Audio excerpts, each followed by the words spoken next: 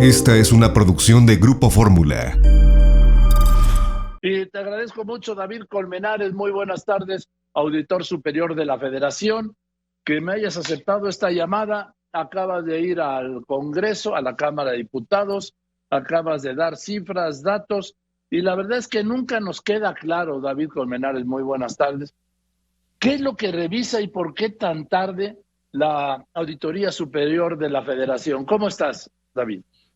Muy bien, Joaquín, con un gran gusto de volvernos a encontrar en tu programa, aparte en una fecha tan oportuna y tan interesante. Fíjate que, respondiendo a tu primer comentario, realmente sí revisamos tarde. Estamos ahorita todavía en un proceso de aclaración de la cuenta pública 2019. O sea, terminaremos revisar cuenta pública 2019, si bien nos va al terminar 2021, o sea, 2 años después de que se ejerció el primer peso de esta cuenta, y estamos revisando ahorita 2020. Vamos a menos de la mitad porque todavía nos falta una gran cantidad de auditorías, especialmente las más importantes en cuanto a montos, en cuanto a inquietud por parte de la opinión pública y también en gran parte de lo que interesa a los propios entes auditados. Así está la ley. Hemos logrado avances legislativos importantes.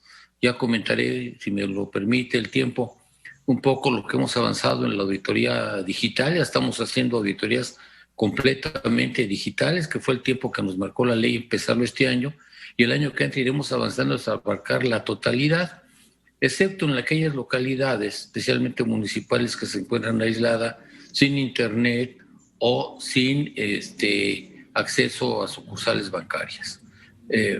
Si me permites, Joaquín, quiero decirte que efectivamente hicimos la segunda entrega de la cuenta pública correspondiente a 2020. ¿Cuántas entregas son, David? ¿Cuántas entregas son? Son 3, Joaquín. Mira, hasta 2015 se entregaba una sola presentación de la cuenta pública, lo cual permitía, obviamente, hacer una programación uniforme de las revisiones. Pero desde 2015, cuando se crea el Sistema Nacional Anticorrupción, se nos ponen 3 revisiones, una en junio, 3 informes en octubre y el otro en el mes de febrero a más tardar. En cuanto al primero y al segundo, no nos marca la ley montos, sino lo que tengamos. Recordarás que el año pasado, en 2020, no pudimos presentar el primer informe, pues debido a la pandemia, que se cerraron las puertas de las dependencias federales y estatales, e inclusive nosotros estuvimos como 3 meses totalmente trabajando a distancia. Eso no sería ningún problema, pero obviamente que programamos las auditorías de menor peso presupuestario las 2 primeras entregas. Y es en lo que vamos. Ahorita hemos entregado 625 en la segunda y 125 en la primera, y quedan pendientes 873 informes donde viene lo más relevante. Del segundo informe, ¿qué es lo más importante que detectó la auditoría? Mira, lo más importante, te puedo decir que hicimos observaciones fundamentalmente por ejemplo, te voy a comentar lo de cumplimiento financiero, que son las que son vinculantes. Por ejemplo, en el Instituto Mexicano Nacional de Migración, las auditorías de TICS, en Secretaría de Seguridad y Protección Ciudadana, auditoría también de TICS, de Tecnologías de la Información, en Educación Pública, el Programa de Educación Física de Excelencia, en la Secretaría del Bienestar, Programa de Pensión para el Bienestar de las Personas con Discapacidad Permanente, en la Secretaría de Agricultura y Desarrollo Rural, Programa de Fertilizantes, en la Comisión Nacional de Vivienda, el Programa Nacional de Reconstrucción para la Atención de Sismos, en la CFE, la Fibra E, en CONACYT, la extensión de fideicomisos. También revisamos. Y cuéntame, de todos esos, ¿qué es lo más atractivo, qué es lo más fuerte que encontraron? Yo te diría que ahorita, mira, así poderte decir que fuerte es, hicimos una serie, obviamente aparecen pliegos de responsabilidad y solicitudes de aclaración.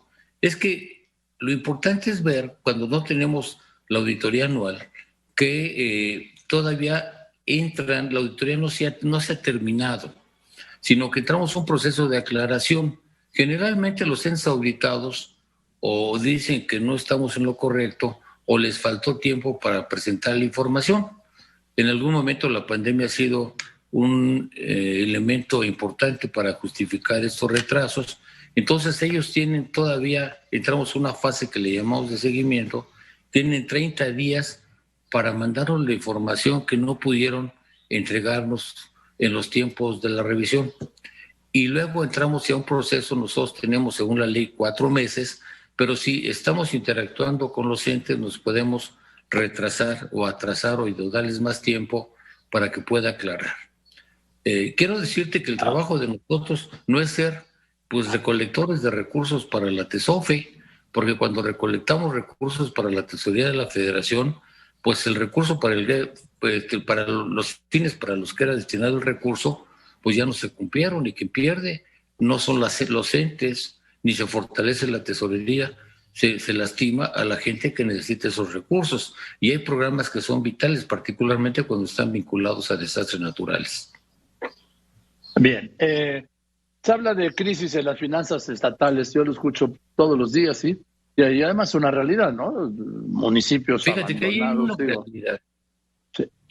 ¿Eso cómo afecta? ¿Cómo afecta la fiscalización si no pueden hacer sus cuentas siquiera? Si no tienen recursos. Mira, por un lado, te voy a decir que existe, y no sé, tú lo sabes, Joaquín, mucho tiempo yo era el responsable inclusive de pagar las participaciones a las entidades federativas. Tenemos que reconocer, por un lado, que desde que se crea el sistema en 1980, las participaciones cumplen un fin complementario a la falta de recaudación de los gobiernos estatales y locales. En México, más del 90% de la recaudación de impuestos lo realizan fundamentalmente el gobierno federal a través del SAT y después a través de varios mecanismos administrativos y técnicos se determina lo que corresponde a la recaudación en cada entidad federativa. Hoy no importa si tú tienes petróleo, si tú tienes reservas de agua, si tú tienes ingresos de turismo, si nos entra una bolsa de una fórmula que se hizo desde los 90 por parte de las entidades federativas.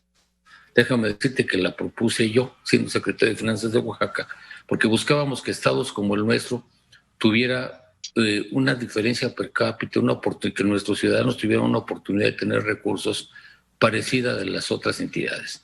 Sin embargo, son insuficientes. ¿Qué fenómenos estoy viendo? Sí observamos cosas importantes en los estados. No hemos revisado lo más importante. Lo más importante viene en la tercera entrega que vamos a revisar: educación, salud, infraestructura, o sea, los temas que requieren mayor monto de recursos. Observamos cosas relevantes, particularmente, por ejemplo, en los estados que están cambiando de gobierno, porque también es cierto que dejan al final de los sexenios la posibilidad de revisar lo que traen pendiente desde el pasado.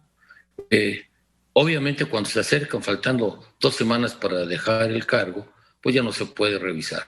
Y ya nuestro trabajo empieza a ser ya con la nueva administración.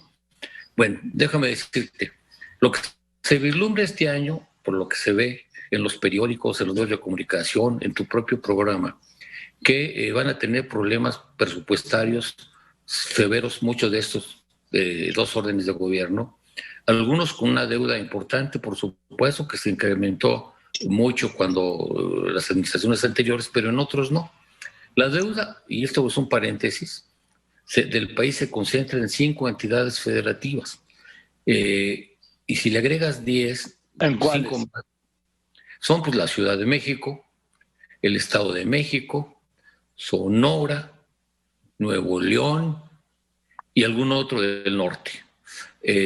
Pero también es cierto, por ejemplo, la Ciudad de México casi duplica los ingresos de participaciones. Para ellos su indicador de solvencia es inferior al resto de los estados. Por ejemplo, todo está en función de lo que recaudes. Los estados está muy complicado eso, David. Eso está muy complicado de entender en este Día de Muertos. Bueno, te diré. Si tú recaudas, si yo nada más dependo del domingo que me dan, pero yo aparte trabajo y gano recursos con mi trabajo de recaudación, tengo más dinero para pagar lo que debo. Y es lo que se está dando.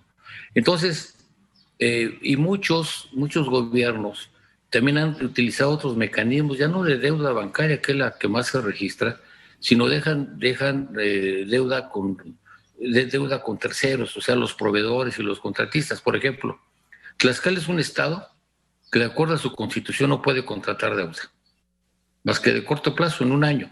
Sin embargo, yo he sabido de gobiernos en otras etapas que dejan deuda con proveedores y contratistas de 2,000, 3,000 millones de pesos, que para un estado de ese tamaño es demasiado dinero. Recordemos el drama de Veracruz, cuando estaba el anterior gobernador, que hubo problemas con deuda a los municipios, a las universidades y fundamentalmente a sus proveedores y contratistas. Entonces, para un estado como Veracruz, que tiene un servicio de deuda tan alto, pues es muy difícil que puedan ser suficientes sus participaciones.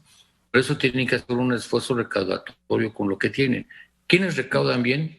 Pues los estados del norte, Nuevo León, Chihuahua, quizás Baja California, el Estado de México, el Distrito Federal y alguno que otro, pero fundamentalmente todo empieza también porque tengas recursos suficientes. En mi estado, que es Oaxaca, por ejemplo, el 95% son transferencias federales. No recaudas nada. Algunos estados no recaudan, y los municipios igual con el predial. Algunos por su pobreza, por supuesto, pero otros por apatía. Le llamaban pereza fiscal. Entonces, obviamente que empiezan a desviar el uso de los recursos. Si tú les mandas el recurso, por ejemplo, en el caso del Fondo de Infraestructura Social, pero necesitan hacer otra cosa, lo desvían y ahí empezamos con problemas. Por eso, a partir de lo que mediáticamente ha salido, acabamos de crear la auditoría forense de gasto federalizado, donde vamos a traer temas ya muy, muy concretos y espero que terminemos el año con varias denuncias penales. Bien, David, pues gracias y esperaremos la entrega del tercer informe, que es donde viene lo gordo, como me dices, no Pemex, CFE, los grandes programas sociales de este gobierno, todo eso, ¿no? Pero si me invitas, por lo menos una vez al mes, con todo gusto, vamos revisando ya con mayor detalle y no hablando del universo, sino de lo concreto. Sabes que siempre estoy a tus órdenes, Joaquín. Gracias, David, te mando un saludo, muchas gracias. Esta fue una producción de Grupo Fórmula.